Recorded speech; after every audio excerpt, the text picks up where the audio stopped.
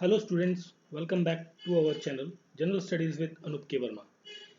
जैसा कि आप यहाँ पर देख रहे हैं, ये क्वेश्चन पेपर है। ये पेपर है आपका हिमाचल प्रदेश के अंदर एक पेपर कराया गया है। किसके द्वारा कराया गया है? HPSSB। ठीक है, तो इसके द्वारा एक पेपर कराया गया है। ये पोस्ट थी बेसिकली एक इलेक्ट्रिशियन की जो पोस्ट थी उसका पेपर है। और इसका जो कोड था, बेसिकली ये कोड था आपका, that is I think 974 number का जो कोड था, ये उसका पेपर है। और इस पेपर के अंदर बेसिकली जो नंबर ऑफ पोस्ट थी जो मैंने देखी है वो 25 टोटल वैकेंसीज यहाँ पर थी। तो इसके अंदर 200 क्वेश्चन हैं। 100 मार्क्स का पेपर था, 2 आवर्स का पेपर था। और क्वेश्चंस कितने थे? 200 क्वेश्चंस। ठीक है, तो हम इस पर्टिकुलर वीडियो के अंदर जो 150 क्वेश्चंस हैं आपके, 1 to 50 क्वेश्चन जो स्पेसिफिकली हम बात करें आपका जो इलेक्ट्रिक बैकग्राउंड के हैं, इलेक्ट्रॉनिक्स बैकग्राउंड के हैं क्वेश्चंस, उनको करेंगे। और बाकी जितने भी 150 क्वेश्चंस होंगे आपके, 51 to 200 क्वेश्चंस, ये सारे क्वेश्चंस के आंसर्स जो है हम सेकंड पार्ट में इसके डिस्कस करेंगे। ठीक है, तो बात समझ गए होंगे जो मैं कहना चाह रहा हूँ कि मतलब हम जो है यहाँ पर 1 to 50 क्वेश्चन इस पार्ट के अंदर करेंगे, बाकी rest of the 51 to 200 question हम सेकंड पार्ट के अंदर कवर अप करेंगे। ठीक है, तो चलिए शुरू करते हैं पहले क्वेश्चन के साथ में। तो प्लीज़ जो लोग चैनल पर नए हैं वो लोग चैनल को सब्सक्राइब कर लें और वीडियो पूरा देखें। अच्छा लगता है लाइक शेयर ज़रूर करें। और ये भी मैं बता दूं कि ये जो क्वेश्चन पेपर है, ये आपको यहाँ पर लोगो दिख रहा होगा, मार्किंग, इनका वेबसाइट का नाम himexam.com करके एक साइट है। मैंने वहाँ से ये क्वेश्चन पेपर लिया है। थैंक यू करना चाहूँगा मैं उनको कि जिन्होंने ये पेपर प्रोवाइड किया है हमें, ताकि हम लोग इस पेपर को डिस्कस कर सकें। Thank you for this your concern for providing a paper.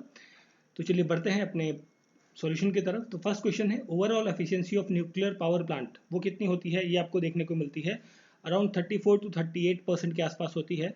तो रेंज आपके पास ऑप्शन नंबर सी यहाँ पर करेक्ट आंसर रहेगा। ठीक है, सेकंड क्वेश्चन है, Rankine cycle operates on low pressure limit P1 and high pressure limit P2। तो इसके लिए जो ऑप्शन रहेगा यहाँ पर इस क्वेश्चन का, सेकंड क्वेश्चन का, तो करेक्ट आंसर होगा that is high has a high thermal energy efficiency, sorry high thermal efficiency than the Carnot cycle operating between the same pressure limit. ठीक है, has a higher thermal efficiency than the Carnot cycle operating between the same pressure. Option A यहाँ पर रहेगा correct answer question number 2 का। ठीक है, चलिए फिर बढ़ते हैं आगे नेक्स्ट क्वेश्चन की तरफ।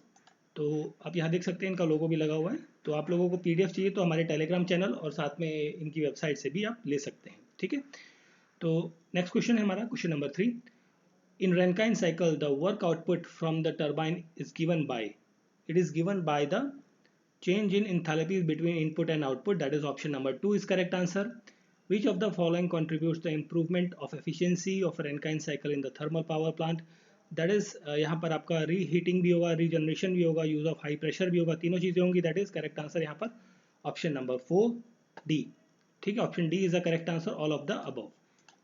फिर हम बढ़ते हैं आगे पांचवें प्रश्न की तरफ। एक न्यूमेरिकल क्वेश्चन है। इसके अंदर आपसे पूछा गया है कि भाई इसका मैं आपको आंसर ही बता देता हूँ डायरेक्टली। यूटिलाइजेशन फैक्टर आपको निकालना था। तो फिफ्थ क्वेश्चन का करेक्ट आंसर होगा that is option number B 60। ठीक है, 60 is the correct answer after solving this problem. Clipping level in op amp is determined by, तो यहाँ पर किसके द्वारा डिटरमाइन किया जाता है? That is option C, reference voltage. Option C is the correct answer question number 6। Question number 7, consider a uniform electric field in the z direction. The potential is constant for on the xy plane for the given z. Option C is the correct answer question number 7 का। ठीक है, फिर हम बात करते हैं आठवें प्रश्न की। तो आठवें प्रश्न में पूछा गया है 2 वोल्ट के 5 सेल्स हैं, 2 वोल्ट के, उनको पैरेलल में कनेक्ट किया गया है। तो आउटपुट कितना होगा? तो आउटपुट होगा यहाँ पर 2 volt. Option D is the correct answer. Which one of the following material is most suitable for making or an electromagnet?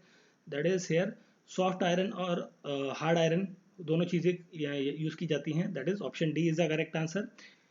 Question number 10, direction of current induced in an wire moving in magnetic field is found using, that is Fleming right hand rule.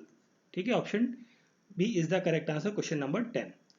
ठीक है, चलिए बढ़ते हैं आगे question number 11 को देखते हैं। यहाँ पर क्वेश्चन नंबर 11 में पूछा गया है कि which of the following does not use the application of eddies current. तो एलईडी लाइट्स जो है वो एडीज करंट का जो कॉन्सेप्ट है वो फॉलो नहीं करती। 11वां प्रश्न क्या हो गया हमारा। 12वां प्रश्न की बात करें, a pure capacitor connected across AC voltage consumes 50 volt, this is due to the, ये किसकी वजह से होता है। तो 12वें प्रश्न का करेक्ट आंसर होगा दैट इज इनमें से कोई भी नहीं, ठीक है। तो ये आपका ऑप्शन यहाँ पर नहीं है, इन अप्रोप्रिएट आंसर है, तो मतलब करेक्ट आंसर हो जाएगा यहाँ पर क्वेश्चन का option number D. Question number 13, the most important advantage of using electric energy in the form of AC current is, so 13 का correct answer होगा that is transformation of voltage is possible in case of AC only. Option D is the correct answer, question number 13. फिर हम बात करते हैं question number 14 की, और question number 14 में पूछा गया है, to improve the power factor of 3 phase circuit the capacitor bank is connected in delta to make the capacitor very small, that is option B is the correct answer, 14th number question. 15th की बात करें, the percentage of power increase from single phase to 3 phase, that is यहाँ पर जो correct answer होगा 15th question का, तो ये होगा that is 50, ठीक है, 50%. In two phase generator the armature has two distinct welding that are displaced apart, that is 90 degree apart, 90 degree का एंगल बनेगा यहाँ पर, ऑप्शन बी रहेगा करेक्ट आंसर क्वेश्चन नंबर 16 का, ठीक है। चलिए बढ़ते हैं आगे क्वेश्चन नंबर 17 की तरफ। क्वेश्चन नंबर 17 में है प्रिंसिपल ऑफ ट्रांसफार्मर के बारे में पूछा गया है, ये आपका म्यूचुअल इंडक्शन होता है, that is option B is correct answer. Transformer are generally design for the 18th question में थोड़ा सा मुझे डाउट है, तो मैं अभी इसे छोड़ रहा हूँ, ठीक है। आगे बढ़ते हैं क्वेश्चन नंबर 19 में, तो 19 क्वेश्चन नंबर है यहाँ पर, तो इसमें लिखा गया है the 3 units of single phase transformer and 1 single 3 phase transformer rating, यहाँ पर रहेगा आपका 19th क्वेश्चन का correct answer, that is will be same, ठीक है, same rating will be available there, option C is the correct answer. Question number 28, transformer rating is given in kVA, that is option number A is correct answer. Which type of flux does transformer action needed, that is alternate magnetic flux आपको यहाँ पर देखने को मिलता है। For a transformer with a primary turn 400, secondary turn 100 and 20 ampere of current is flowing through the primary, we will get here, यहाँ पर जो correct answer होगा 22वें क्वेश्चन का, तो I think here option C जो है करेक्ट आंसर होना चाहिए, ठीक है, option number C, 22nd number question. चलिए फिर हम बढ़ते हैं आगे, 22nd के बाद 23 नंबर क्वेश्चन है, which of the following is the main advantage of an auto transformer over the 2 winding transformer. So here is the correct answer, 23rd is saving in the winding material, option C is correct answer. Why shell type 3 phase transformer is used for the large power transforming application, so यहाँ पर जो correct answer होगा 24वें प्रश्न का, that is due to other reason, ठीक है, option A is the correct answer, 24th का ऑप्शन ए करेक्ट आंसर है यहाँ पर। फिर हम बात करें अगर जो 25वें प्रश्न की 25 नंबर क्वेश्चन का, तो यहाँ पर जो करेक्ट आंसर होगा, this is related the same question जैसा आपका पिछला एक क्वेश्चन था, तो 25 का करेक्ट आंसर क्या हो जाएगा, यहाँ पर रहेगा 800 volt at secondary, okay, option C is correct answer है। Where is the auxiliary transformer is connected back to test the 3 phase transformer in the secondary, option B is the correct answer 26 का। 26 के बाद हम बात करते हैं 27th number question की, तो 27 में आपसे पूछा गया है कि the unit of single phase transformer and 1 single 3 phase transformer, इनकी रेटिंग क्या होगी, will be same for 1 rating, option A यहाँ पर करेक्ट, नहीं सॉरी 27 है ना, हाँ ऑप्शन ए करेक्ट आंसर रहेगा, ठीक है।